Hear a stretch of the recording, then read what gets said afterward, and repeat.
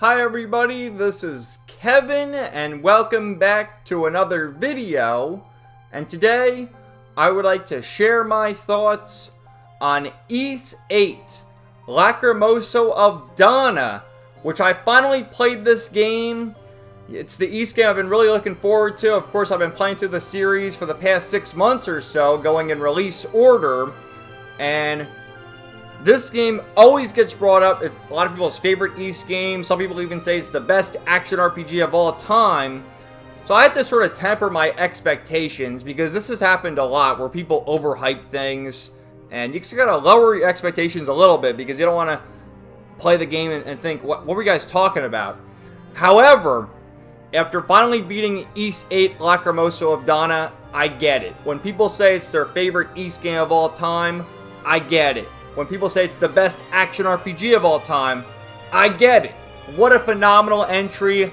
I absolutely loved it. There were so many great things about the game, which I'm going to hopefully try and explain in this video, from the cast of characters, the music, the environment, the exploration, the story, everything about it, man. All the connections to previous Ys games. That's why I'm a big defender of playing things in release order. That's always a hot topic, especially recently. Like, oh, where do I play this game? Go in release order so you can always appreciate how they improve upon things. I mean, just Ys, for example, it starts with a bump system. Then it moves to the Napishtim engine. Then the party system, which I gotta be honest, I didn't like the party system in Ys VII. I thought it was done pretty poorly, as a matter of fact. But they improved upon it in Memories of Celceta. And then Memories of Celceta was improved with Ys VIII, which just has me thinking, when I eventually play Ys IX in a couple weeks or month, whenever I decide to pick that one up, how do they even improve upon the combat here? Like, it's perfect here. It really is. I guess it just gets a little better because of the graphics. I mean, this originally released as a PlayStation Vita game, of course ported over to the PS4, Switch, PC, and PS5 eventually, but you get what I'm saying. So it's just so cool. And the returning characters. I mean, obviously we have Adol Kristen, the legend himself, the main character, and Dogi, the wall crusher. But there's also other returning characters, which I'll probably just save that for the spoiler section, as we've seen other returning characters in other Ys games, like Ys VII, 6, even Memories of Celceta. It's crazy, man. I absolutely loved it. So this game... Oh, another thing I should mention, the better version of The Legend of Zelda, which it is. And I will do my video...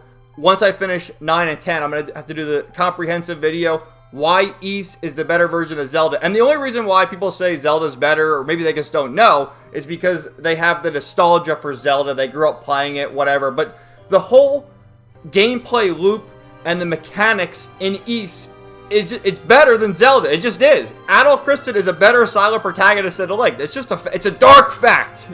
And that's the bottom line, because Kevin said so. But anyway, let me start... Well, first, let me say that the first half of this video will be as spoiler-free as possible. And then I'll let you know, there will also be a timestamp in the description down below of when I go into spoilers. Because, you know, I'm going to sell the game to you for those who haven't played it. And then if you want to avoid spoilers, I guess you can watch spoilers if you don't care. I'll let you know, because I need to talk about the story. But this game, of course, developed by Nihon Falcom and published by NIS America. Of course, it releases in Japan first.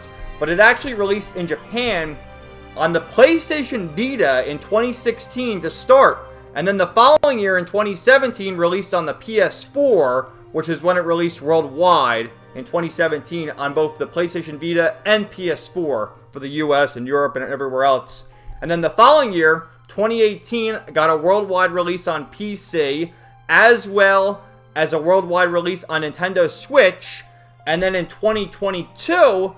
a PlayStation 5 release, which is the version I played, and I think it came with a bunch of DLC. There wasn't any codes or anything, but it had, like, the DLC outfits were already included, so that's cool. I never really changed the outfits. There's, like, swimsuits and different colors for... I think Adol had his classic armor, because in this case, he's just wearing, like, his sailor uniform and an outfit he finds later on, but he has his classic armor from, like, the early Ys games. So if you want to wear different outfits, there's that. But yeah, I found it interesting that it originally launched as a PlayStation Vita game, and you can really see the graphics there, how it is a Vita game. And there were a lot of releases, even back in the day with like the PlayStation 3 and the Vita, but even more so with the PS4 and Vita, because they did that with Trails of Cold Steel, 1 and 2 anyway, when it was on the PS3 and the Vita, and then eventually got an enhanced port on the PS4. And with the graphics, you can really see the influence, especially for like Trails of Cold Steel 3 and 4. Similar looking models and just a different art style and stuff. So without further ado, let's start going through some of the screenshots. Of course, we've been looking at the main title, and there's beautiful character artwork, especially when you go through the menus and the journal. But as far as the in-game graphics go, they look as follows. It's sort of like an in-between from Trails of Cold Steel 1 and 2 to Trails of Cold Steel 3 and 4. It's better than the graphics in Cold Steel 1 and 2, but not quite as good as Cold Steel 3 and 4. Obviously, Falcom likes to reuse their graphics, and there's some funny expressions from characters later. There's even a moment early on, I didn't actually include that particular screenshot, but when Dogi's waving, he's walking away and he's waving, and it's the same animation that Lecter and Randy and a few other characters do in Trails of Cold Steel 3. So it's funny how Falcom likes to reuse assets like that, which you can't blame him. I love it. But here we have the legend himself, the legend, Adol Kristen, as well as Dogi, the Wall Crusher, which I was taken aback when I first saw Dogi, because just look at his outfit, man. He's got his vest, he's showing off not just his six-pack, look at that, that's like an 8-pack of abs, and I don't know, I've seen Dogi in pretty much all the other East games. He has a clean-cut look about him, so his hair being all slicked back, he's got his vest just unzipped, his abs showing. I guess he's working on his tan. It caught me by surprise. Definitely an interesting look for Dogi, that's for sure. But here we have some of the references to the previous East games going all the way back to East 1 with Luta Gemma. What are you, a poet now? Or are you trying to talk like Luta? And then even a reference to the Altago Islands from E7. That's where E7 took place, the Altago Islands. So you gotta love that. Here we have Captain Barbaros, which I should probably go over this now, the voice actors for this game, because really there's only been, I think, 3, maybe 4 East games that have had voice acting. You had E7, which they just did grunts. They did grunts, and when they did their special attacks, I think they called things out. You had East, the Othenfelgana, which was pretty much fully voiced for all the important cutscenes, all the important lines of dialogue. It was fully voiced, and you had like Patrick Seitz and Derek Stephen Prince, Heather Hogan, all sorts of great talent there.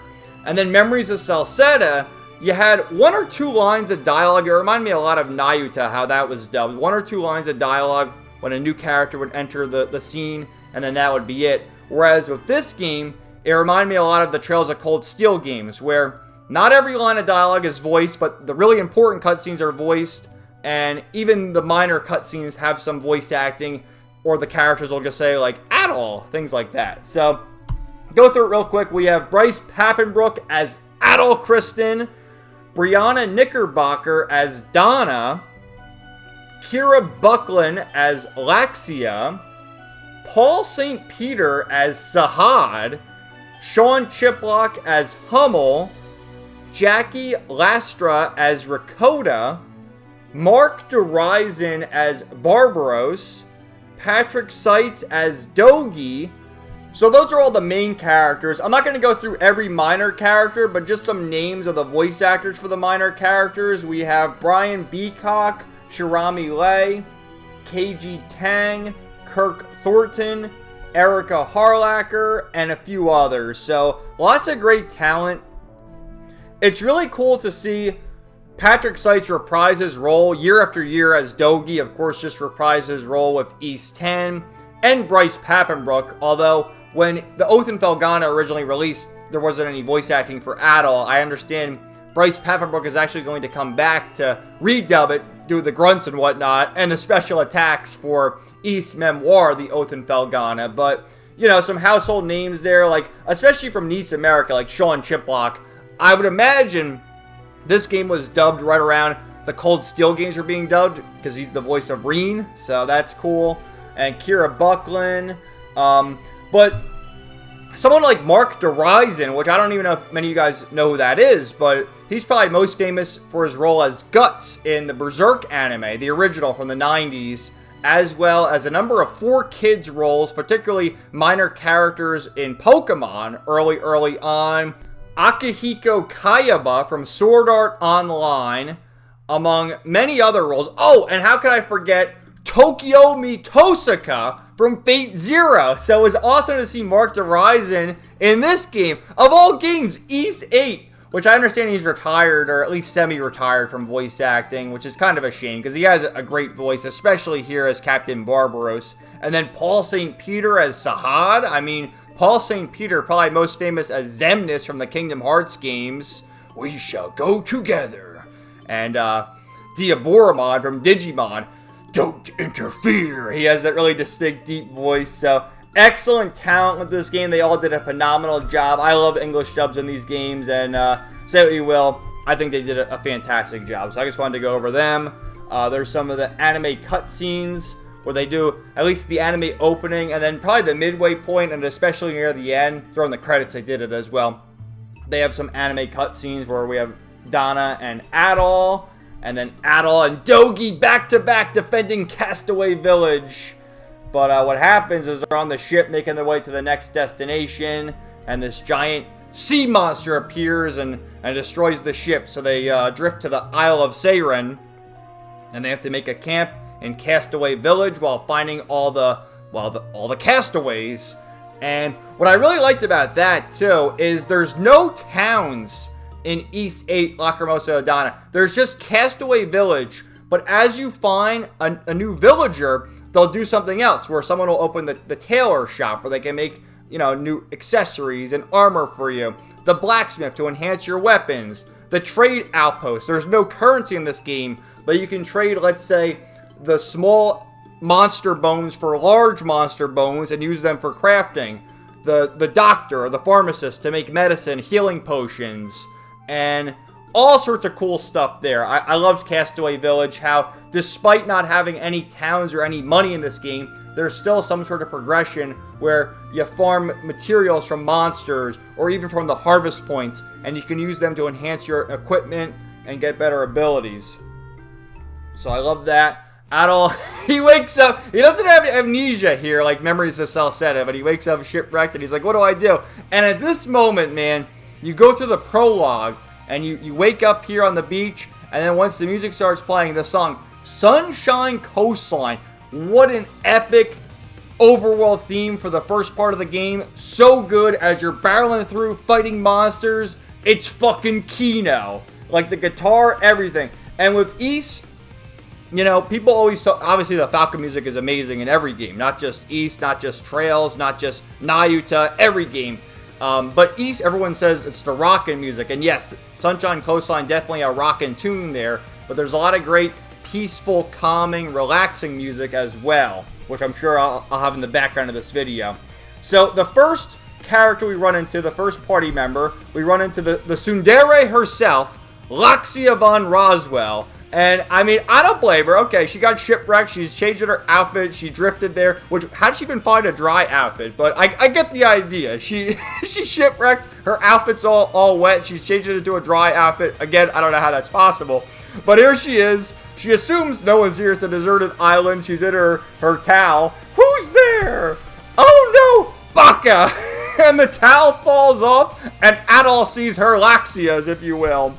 But she's great, man. I loved her. Voiced by Kira Buckland, who again, from the Trail series, she voiced Celine and Elise, and famous for many roles over the years. Probably her most famous role is Jolene Cujo from JoJo's Bizarre Adventure, but you can look up her Wikipedia at your own discretion, I suppose.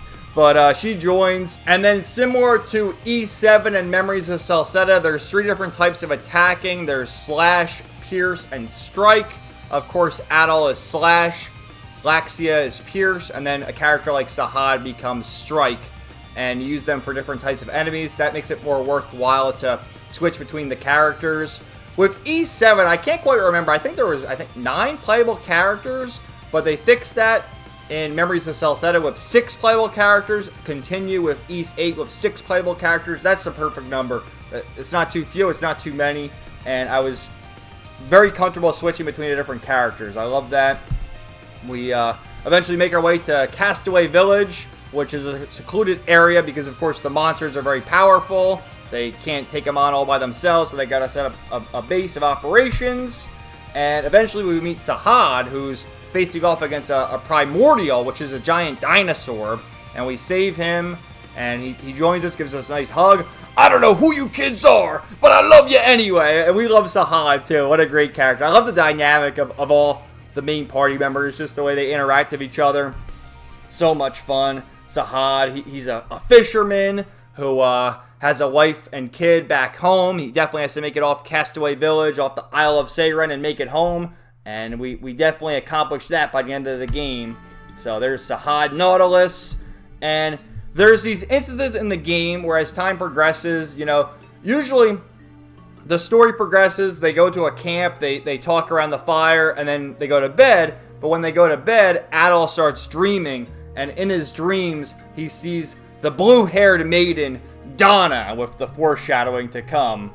So after making our way back to Castaway Village, we unlock new things. I already mentioned some of the other stuff like trading, the blacksmith, and things like that. You eventually unlock fishing, which is great because not only can you use the fish to cook and create dishes to heal yourself, other than the medicine and the herbs and stuff like that, but there's a bird who hangs out on Castaway Village named Shoebill, similar to Kope from Trails from Zero and Trails to Azure, where you give Shoebill the fish, and after every couple of fish, he gives you a reward, so it's worthwhile to catch fish. And not only can Adol fish, but all the party members can fish, so it was cool. You get different interactions. I think some characters are better at fishing than others, or maybe they specialize in catching different fish, so that's something important to note. So another one of the really fun characters in this game is this guy right here, Little Paro, who shows up from time to time as we're exploring the Isle of Seiren, and he says, Adol,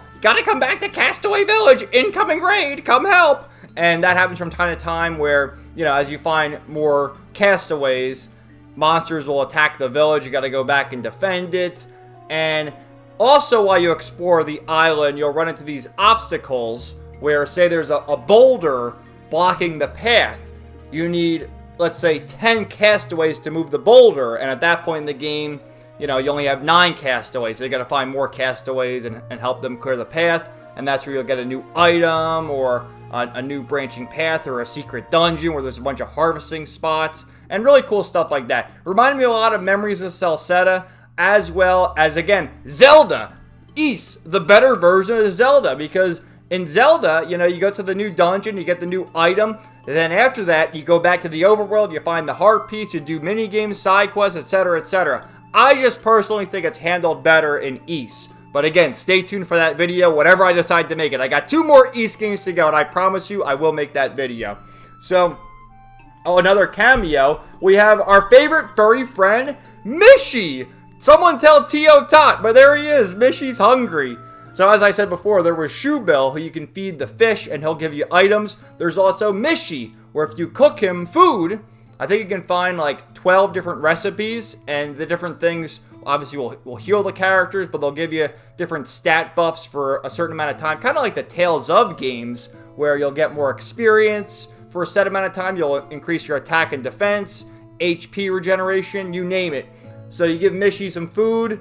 The guy's starving over here, and he'll give you items. So that's cool. I mentioned the camp before. There's really sweet camp scenes where the characters just start bonding and they talk about their past, such as how Sahad is a father, has a wife and kid, how Laxia is a noble, and then the other characters we meet later on, like Hummel is a transporter, Rakota, and how she was stranded on this island for a long time.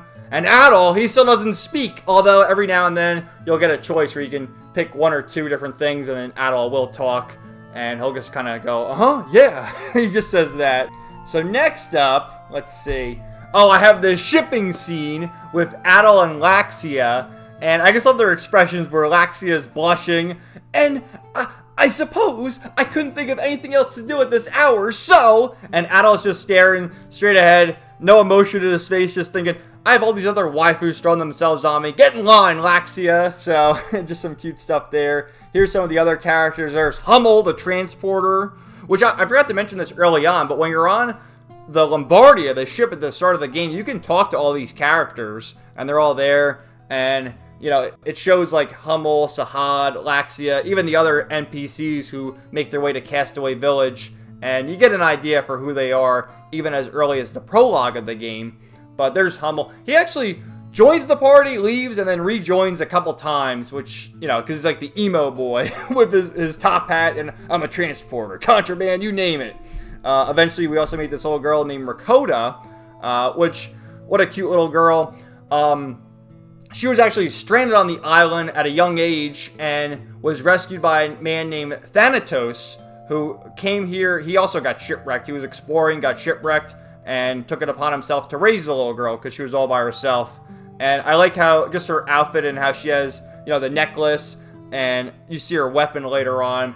She sort of foraged everything and built it herself, so I like that. Really sweet character. There's Donna herself, and there's a couple moments when Adol dreams. We saw the one flashback scene where he's dreaming about Donna as a young girl, but he has a couple more of them. And then later on, as he dreams, you actually control Donna all by herself. So I really like that. Just some other characters. We have Sir Carlin.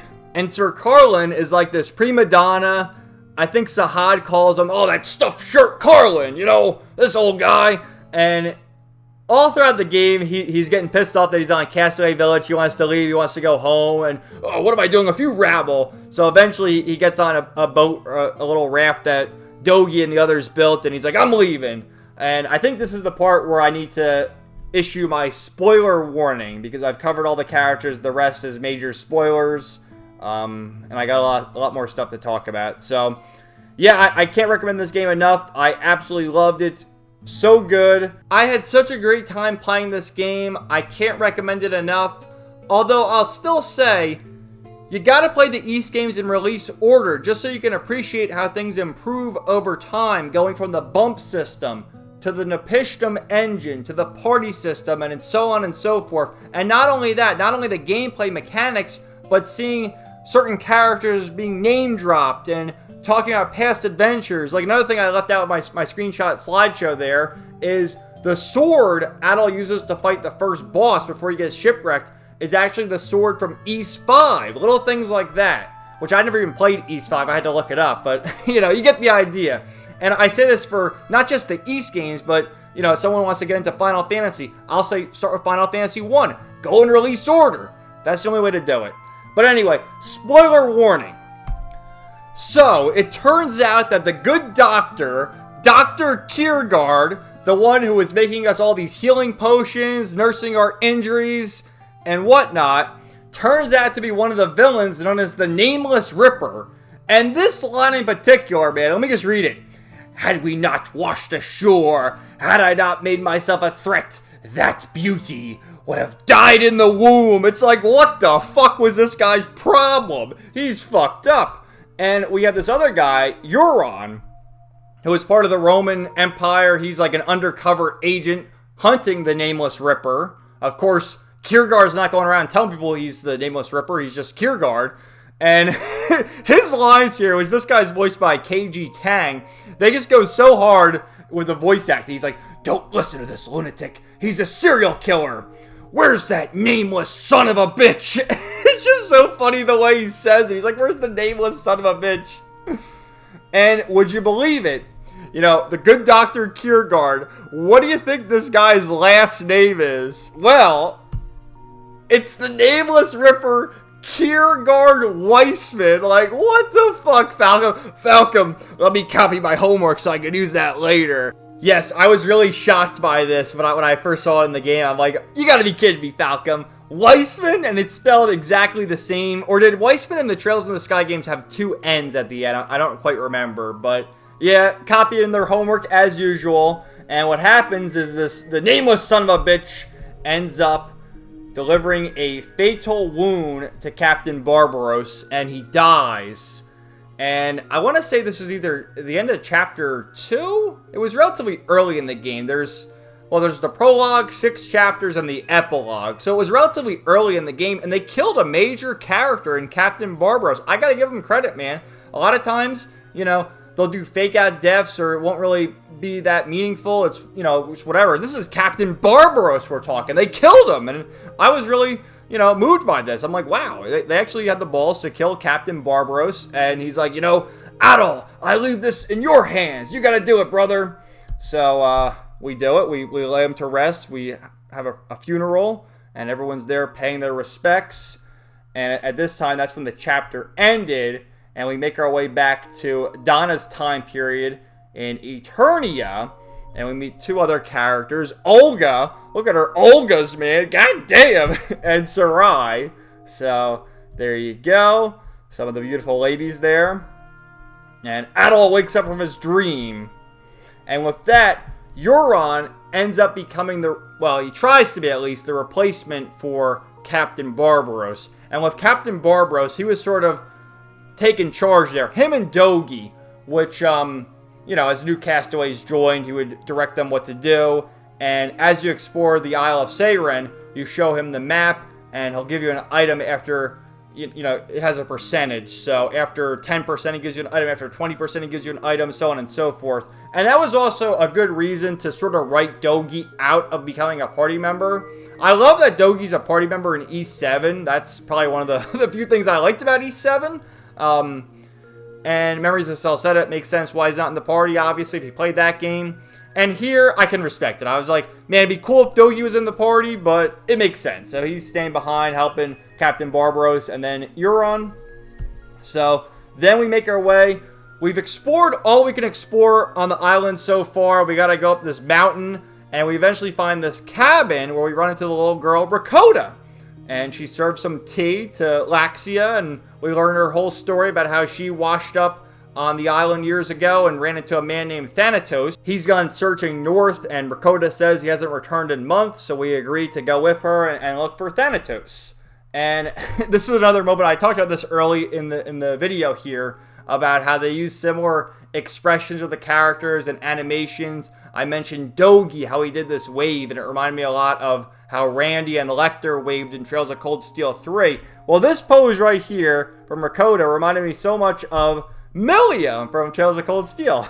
In particular, Trails of Cold Steel 3. So, there's this guy, Master Kong. Is that copyright infringement? Is there a Donkey Kong named Master Kong? I think there might be. But regardless, Master Kong, Seeker of the Way of Solitude. What a fucking badass name right there. I just noticed that now. I mean, I probably noticed it while I was playing, but go to the screenshots again, I'm re-noticing it. And this is one of the side quests where you run into him throughout the island, and you battle him one-on-one with whichever character you're using. And after you defeat him, you'll get a new ability, a new skill for your characters to use. Here is Thanatos. Thanatos Beldine, seasoned explorer and Rakota's father. So he's Rakota's foster father. And this is another instance later on when you control Donna. You keep going back and forth from Adol to Donna, and then eventually Donna comes into our timeline and joins the party. But she has these trials and battles Ordine, or not Ordine, from the Trails series. A Falcon, write it down, which I think Ordine already existed before this game came out, but I digress. There's another character from her timeline, Io. And then Donna eventually joins the party, where she's like sleeping, and Adol wakes her, and he's found a new blue-haired maiden for his harem. So when Donna joins the party, you learn that she lived in the civilization of Eternia years and years ago, hundreds, maybe even thousands of years ago. I forget the exact number, but a long time ago, because the whole civilization's in ruin now in Adol's timeline, and you can go to these crystals. In the early East games, they were like the save points, but in this game, you can save wherever you want. These sort of just heal you as you walk by, but if you interact with them as Donna, you can go back into her timeline, into the past, and sort of see what's going on. She has these visions of impending doom, these meteorites coming down, which they eventually do come down in her timeline, and it causes an ice age.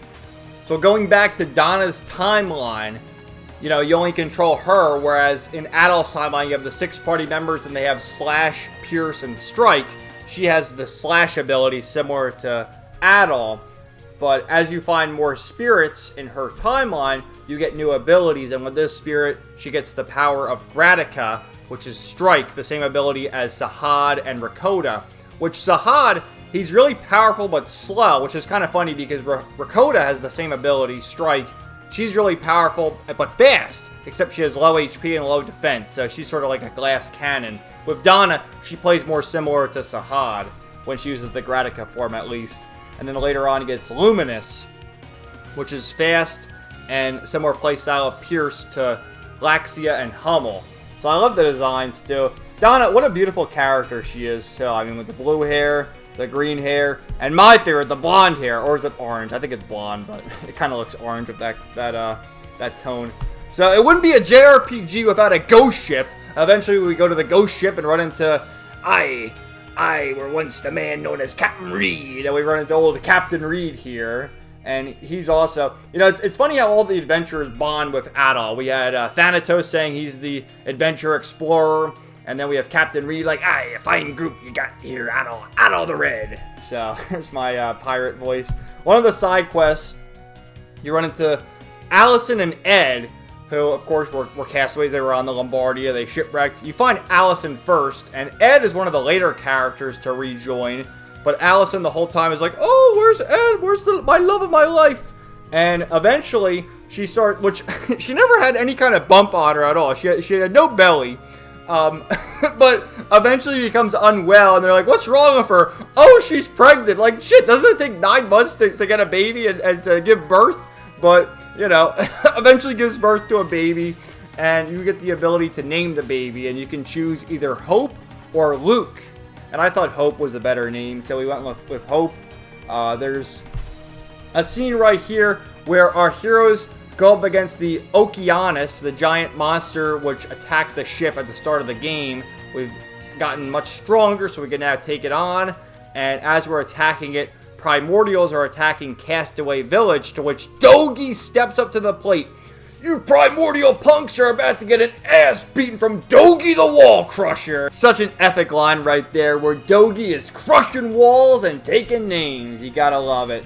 So here's the Okeanos, the giant squid monster, the Kraken, if you will, where the whole party's taking him on. This boss sucked, man. My God, I had a tough time, which I didn't mention this early on, but I'll mention it now. I played the game on Nightmare mode, and I do not recommend that whatsoever. The only reason why I did it is because one of the trophies, you got to beat the game on Nightmare mode, and I had played Ys Memories of Celceta some time ago, played it on normal, and then I had like 5 trophies to go, so I just speed ran through it on Nightmare to get the Platinum, and I said, you know, I just want to play this game once for now, so I'll go Nightmare.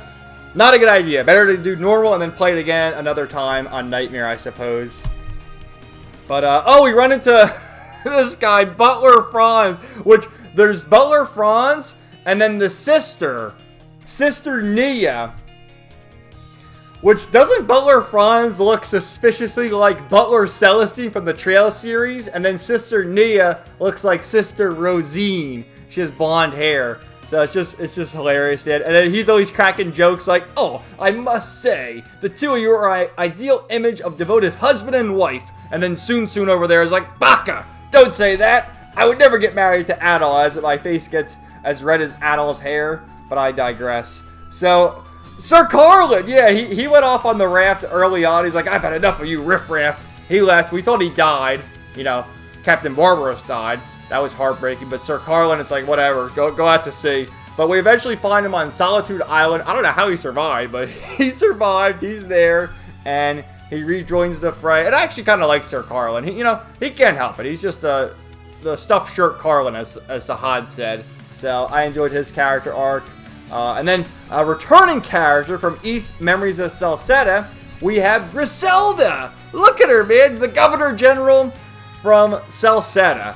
And it was great to see her. Here's just a comparison. Her 3D model obviously looks a lot better from Memories of Celceta, but just, you know, that's the artwork from Memories of Celceta.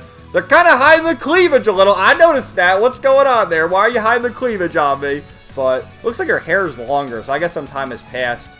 I forget the whole timeline shenanigans of Ys. I know Ys Origins at the beginning, then it's 1 and 2. And then I think it's actually Ys 10 is up there. Memories of Celceta obviously comes before Ys 8, and then 6 and 7 are near the end of the timeline. But You know I love my big boobied waifus. You better believe it.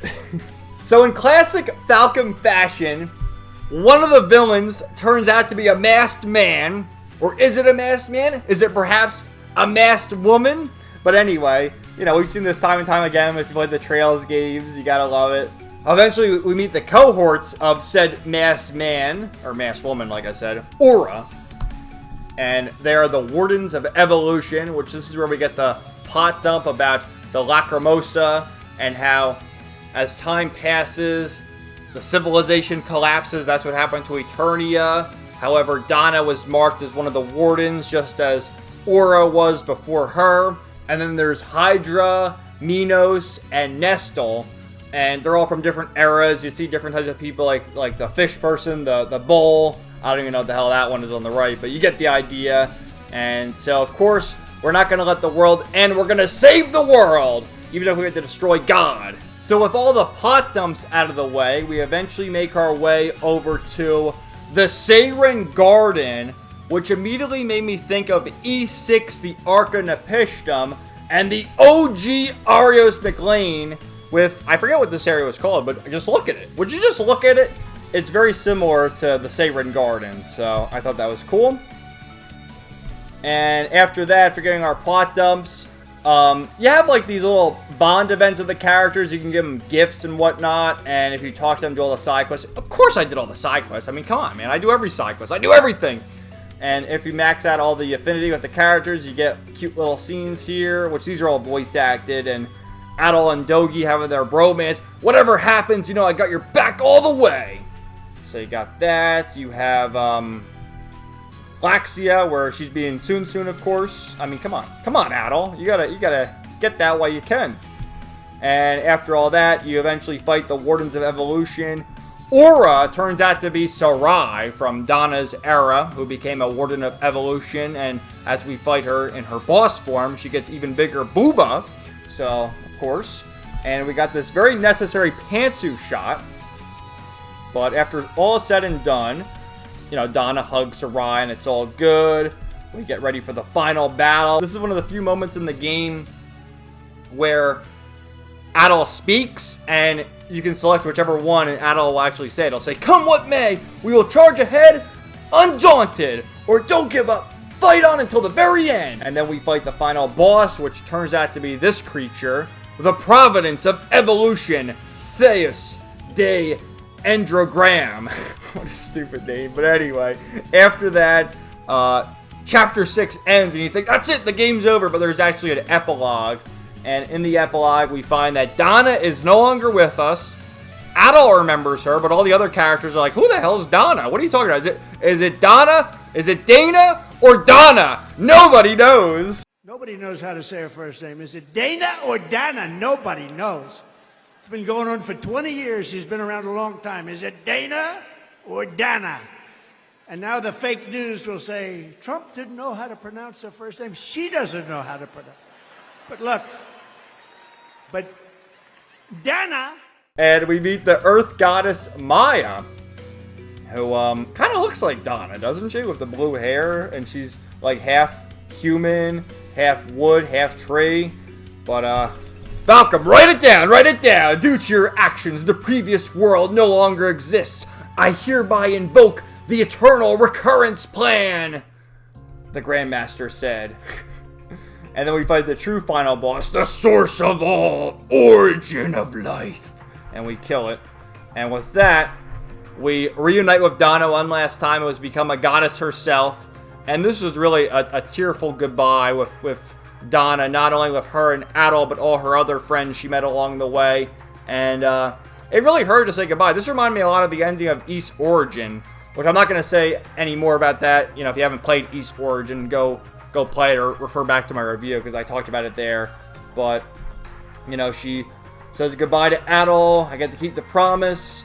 And says goodbye to everyone else. Thank you for everything. And it's sad, but we must part now. So a really, really sad scene right there. But I have to say, where is it? Because she's hugging Adol, right? And then at the very end, when Adol's saying goodbye to his friends at Castaway Village, all Laxia gets is a handshake. No hug for Laxia. Donna gets a hug. But Laxia just gets a handshake. She must be seething right there. Which, look at Rakota. She's like, ha! I saw Adol. He was hugging Donna. And you just get a handshake, Laxia. Boo-hoo. So we all get on the Lombardia and set sail. And a really great moment where it pans to each character, each of the main party members, and says what they're doing next. Like Sahad's going back to be a fisherman, back to his wife and kids. Hummel's going to be a transporter. Rakota and Thanatos are hopefully going to live a normal life now off this island because, you know, the island's all Rakota knew. And we say goodbye. This is like one of the anime cutscenes you get. Saying goodbye to Castaway Village as well as the Isle of Seiren. And then a really... This scene got me kind of choked up too, watching it with Donna. She's there, and you see her sort of smiling a little, and you get that. And absolutely fantastic. These I actually got, you know, because as the credits were rolling, so there were credits on the screen, obviously, of, you know, who made the game and all that. But after you beat the game, you get the gallery, so you get clean screenshots, which is how I was able to get these. But you get one of each of the main characters. There's Hummel becoming a transporter. There's Rakota, as well as Thanatos. It looks like she's off on an adventure of her own in the mainland, so that's cool, and she's wearing real clothes, so love seeing that. Here's Sahad hugging his wife and his kid there. And then, my goodness, man, get ready for this.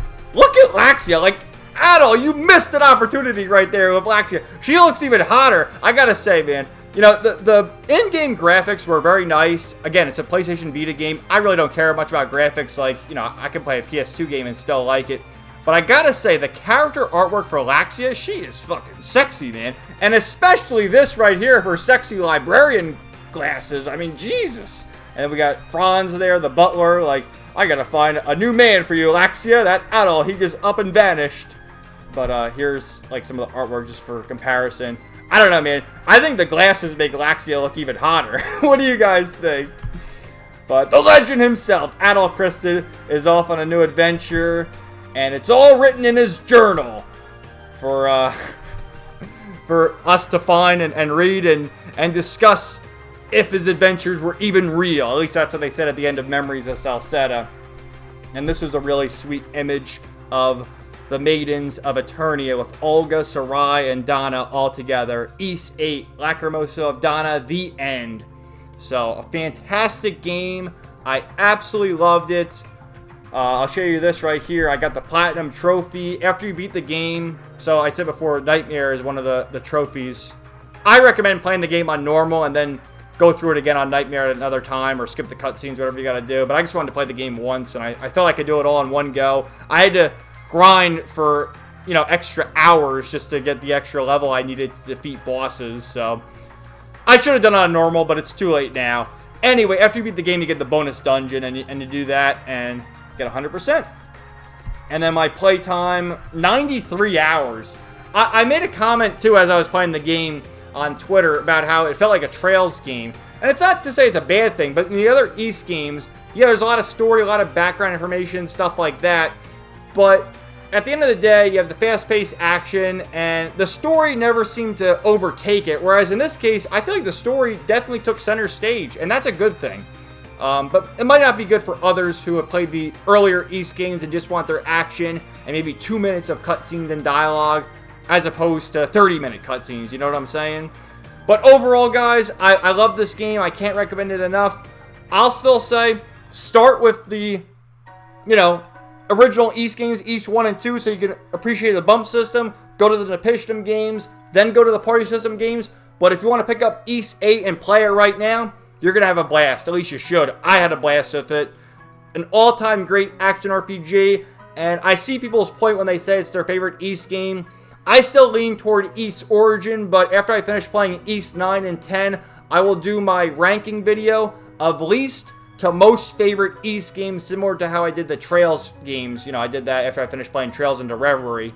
But anyway, thank you guys so much for watching this video. Let me know your thoughts in the comments down below, and stay tuned for more videos coming soon. Peace out. 99.